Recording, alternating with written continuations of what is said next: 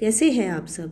मैं आप सबका अपने YouTube चैनल अवर इंस्पायर स्टोरी में दिल से बहुत बहुत स्वागत करती हूँ। दोस्तों, आज मैं आपको सांप की सवारी करने वाले मेंढक की कहानी सुनाने जा रही हूँ। तो चलिए स्टार्ट करते हैं। सालों पहले वरुण पर्वत के पास एक राज्य बसा हुआ था। उस राज्य में एक बड़ा सा सांप मदविष भी रहता था। बूढ़ा होने की वजह से वह आसानी से अपना शिकार ढूंढ नहीं पाता था। एक दिन उसने तरकीब सोची। वो तुरंत मेंढकों से भरे हुए एक तालाब के पास पहुंच गया। वहां वह दुखी सा होकर एक पत्थर के ऊपर बैठ गया। तभी पास के पत्थर पर बैठे एक मेंढक ने उसे देखा। उस मेंढक ने थोड़ी देर बाद सांप से पूछा, चाचा क्या बात है, आज आप खाने की तलाश नहीं कर रहे हैं, अपने लिए भोजन नहीं जुटाएंगे।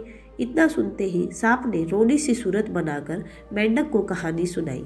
सांप ने कहा, मैं आज भोजन की तलाश में किसी मेंढक के पीछे पीछे जा रहा था। अचानक से मेंढक ब्राह्मणों के झुंड में जाकर छुप गया। मेंढक को भोजन बनाने के चक्कर में मैंने गलती से एक ब्राह्मण की बेटी को काट दिया, जिससे उसकी मौत हो गई। इससे नाराज होकर ब्राह्मण ने मुझे श्राप दे दिया। उन्होंने मुझे श्राप देते हुए कहा कि तुझे अपना पेट भरने के लिए मेंढकों की सवारी बनना पड़ेगा। इसी तरह से मैं तालाब के पास आया हूँ। यह बात सुनते ही वह मेंढक तुरंत तालाब के अंदर गया और उसने राजा को सारी बातें बताई। राजा कहानी सुनकर हैरान हुआ।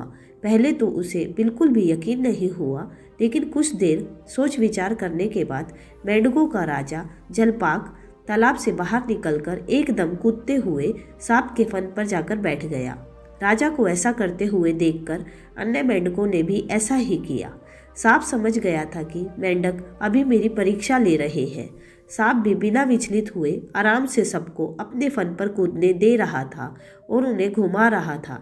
इसके बाद मेंढकों के राजा ने कहा, जितना मजा मुझे सांप की सवारी करके आया, उतना मुझे आज तक किसी की सवारी करके नहीं आया।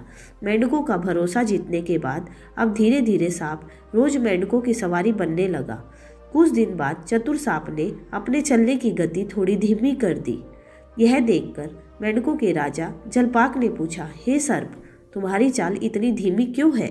इसके जवाब में सांप ने कहा, एक तो मैं बूढ़ा हूँ और ब्राह्मण के श्राप की वजह से बहुत दिनों से भूखा भी हूँ। इसी वजह से मेरी गति कम हो गई है। इतना सुनते ही राजा ने कहा, तुम छोटे छोटे मेंढकों को खा लो। यह सुनकर मन ही मन सांप बहुत प्रसन्न हुआ। उसने कहा, राजन, मुझे ब्राह्मण का श्राप है, मैं मेंढक खा नहीं सकता हूँ, लेकिन अगर आप कहते हैं तो मैं खा लेता हूँ। ऐसा करते करते वह रोज छोटे छोटे मेंढक खाने लगा और वह तंदुरुस्त हो गया। अब सांप को रोज बिना किसी मेहनत के खाना मिल रहा था। सांप काफी प्रसन्न था। मेंढक सांप की चाल अब तक नहीं समझ पाए थे।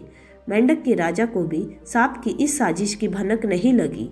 होते होते एक दिन सांप ने मेंढक के राजा जलपाक को भी खा लिया और तालाब में रहने वाले सारे मेंढकों के वंश का नाश कर दिया।